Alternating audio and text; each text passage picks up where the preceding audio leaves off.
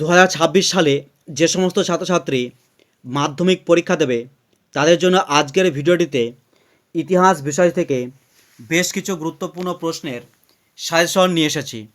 দ্বিতীয় অধ্যায় থেকে 4 নম্বর প্রশ্নের সাজেশন রাখা হয়েছে। 1 নম্বর প্রশ্ন, 19 শতকের বাংলায় নারী সমাজের বিকাশে বামাবোধিনী পত্রিকার ভূমিকা বিশ্লেষণ করো। 2 নম্বর প্রশ্ন, ধর্ম সংস্কার আন্দোলনে স্বামী বিবেকানন্দের চিন্তাধারা বিশ্লেষণ করো। 3 নম্বর প্রশ্ন, 19 শতকের বাংলায় পাশ্চাত্য শিক্ষার বিস্তারে রামমোহন রায়ের ভূমিকা মূল্যায়ন করো। 4 নম্বর প্রশ্ন, ধর্ম সংস্কার আন্দোলন রূপে ব্রাহ্ম আন্দোলনের মূল্যায়ন করো। 5 নম্বর প্রশ্ন, চার্লস উডের নির্দেশনামাকে ভারতের শিক্ষা বিস্তারে ম্যাগনা কার্টা বলা হয় কেন? 6 নম্বর প্রশ্ন, নীলদর্পণ নাটকের মধ্য দিয়ে 19 শতকের বাংলার সমাজের কিরূপ প্রতিফলন পাওয়া যায়? 7 নম্বর প্রশ্ন, পাশ্চাত্য শিক্ষা বিস্তারে জন এলিয়ট ড্রিঙ্ক ওয়াটার বেথুনের ভূমিকা লেখো। 8 নম্বর প্রশ্ন, হুতুম প্যাঁচার নকশা থেকে 19বিংশ শতকের কলকাতার সমাজচিত্র কিভাবে ধরা পড়ে? 9 নম্বর প্রশ্ন, পাশ্চাত্য চিকিৎসাবিদ্যার বিকাশে কলকাতা মেডিকেল কলেজের ভূমিকা উল্লেখ করো। 10 নম্বর প্রশ্ন, 19 শতকে বাংলায় নারী শিক্ষা বিস্তারে রাজা রাধাকান্ত দেব কিরূপ ভূমিকা গ্রহণ করেছিলেন? 8 নম্বর প্রশ্নের সাজেশন। 1 নম্বর, শিক্ষা বিস্তারে প্রাচ্যবাদী ও পাশ্চাত্যবাদী বিতর্ক কি? উচ্চশিক্ষার বিকাশে কলকাতা বিশ্ববিদ্যালয়ের ভূমিকা আলোচনা করো। 2 নম্বর প্রশ্ন, বাংলার নবজাগরণ বলতে কী বোঝায়? এই নবজাগরণের সীমাবদ্ধতাগুলি কী? 3 নম্বর প্রশ্ন, বিদ্যাসাগরের নেতৃত্বে বিধবা বিবাহ আন্দোলনের সংক্ষিপ্ত বিবরণ দাও। বিদ্যাসাগর কতটা সাফল্য অর্জন করেছিল? 4 নম্বর প্রশ্ন, 19 শতকের বাংলায় সমাজ সংস্কার আন্দোলনে ব্রহ্ম সমাজগুলির কীরূপ ভূমিকা ছিল?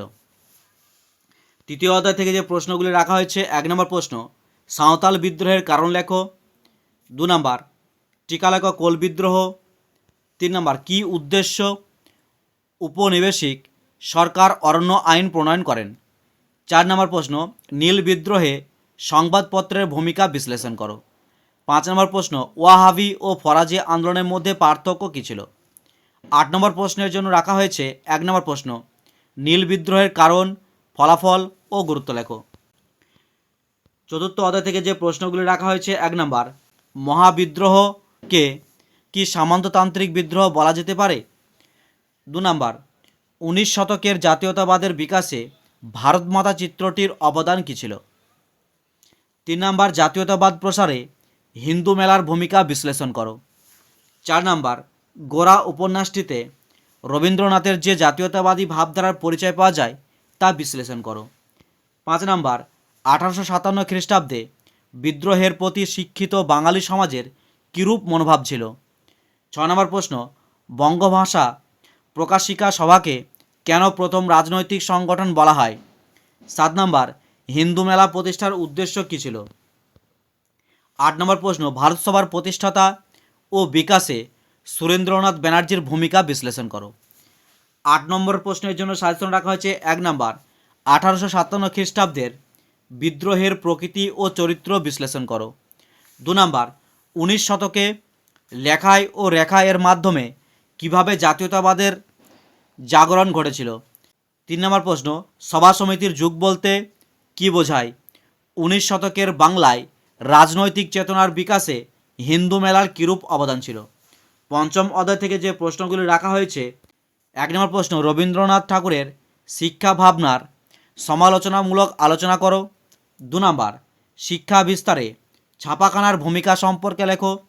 3 নম্বর প্রশ্ন, বাংলায় ছাপাখানার বিকাশে গঙ্গা কিশোর ভট্টাচার্যের ভূমিকা বিশ্লেষণ করো।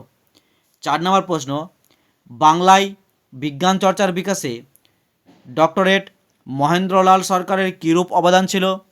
অথবা টিকা লেখো Indian association for the cultivation of science. 5 নম্বর প্রশ্ন, বাংলায় ছাপাখানার বিকাশে উপেন্দ্র কিশোর রায়চৌধুরীর ভূমিকার মূল্যায়ন করো। অথবা টিকা লেখো ইউ রায় অ্যান্ড সন্স। 8 নম্বর প্রশ্নের জন্য সাজেশন রাখা হয়েছে 1 নম্বর, মানুষ প্রকৃতি ও শিক্ষার সমন্বয় বিষয়ে রবীন্দ্রনাথের চিন্তার সংক্ষিপ্ত পরিচয় দাও। 2 নম্বর, ঔপনিবেশিক বাংলায় বিজ্ঞান ও কারিগরি শিক্ষার বিকাশের সংক্ষিপ্ত পরিচয় দাও।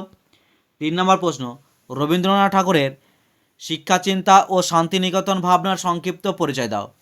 ষষ্ঠ অধ্যায় থেকে প্রশ্ন রাখা হয়েছে 1 নম্বর, একা আন্দোলনের একটি সমালোচনামূলক বিবরণ দাও। 2 নম্বর, কংগ্রেস সমাজতন্ত্রী দল কেন প্রতিষ্ঠিত হয়েছিল।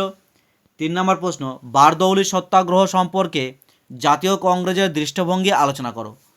4 নম্বর প্রশ্ন, বঙ্গভঙ্গ বিরোধী আন্দোলন পর্বে ভারতীয় শ্রমিক আন্দোলনের উল্লেখ করো।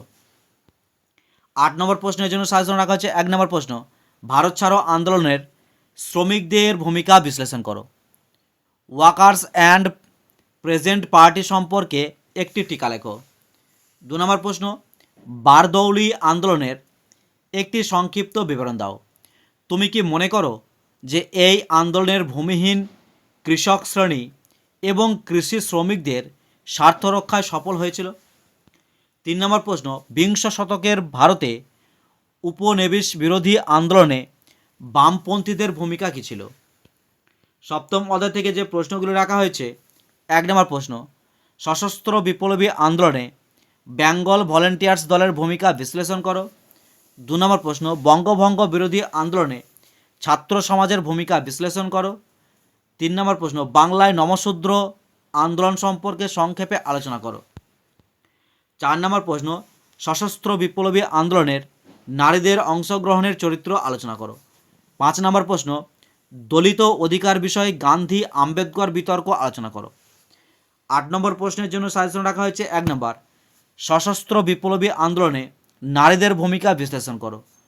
2 নম্বর প্রশ্ন, বঙ্গভঙ্গ বিরোধী আন্দোলনে নারী সমাজে কিভাবে অংশগ্রহণ করেছিল, তাদের আন্দোলনের সীমাবদ্ধতা কী। 3 নম্বর প্রশ্ন, বাংলায় নমশূদ্র আন্দোলনের সংক্ষিপ্ত বিবরণ দাও।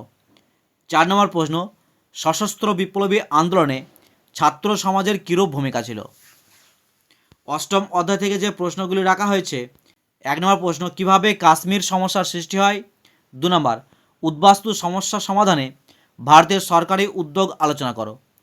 3 নম্বর প্রশ্ন, ভারত সরকার কিভাবে দেশীয় রাজ্যগুলিকে ভারতীয় ইউনিয়নে সংযুক্ত করার প্রশ্নটি সমাধান করেছিল। 4 নম্বর প্রশ্ন, কাশ্মীর রাজ্যের সমস্যা ও অন্তর্ভুক্তি সম্পর্কে আলোচনা করো। 5 নম্বর, হায়দ্রাবাদের ভারতভুক্তি সম্পর্কে আলোচনা করো। 6 নম্বর প্রশ্ন, 1947 খ্রিস্টাব্দে পরবর্তী উদ্বাস্তু সমস্যা কী ছিল। 7 নম্বর প্রশ্ন, জুনাগড়ের ভারতভুক্তির বিষয়ে আলোচনা করো।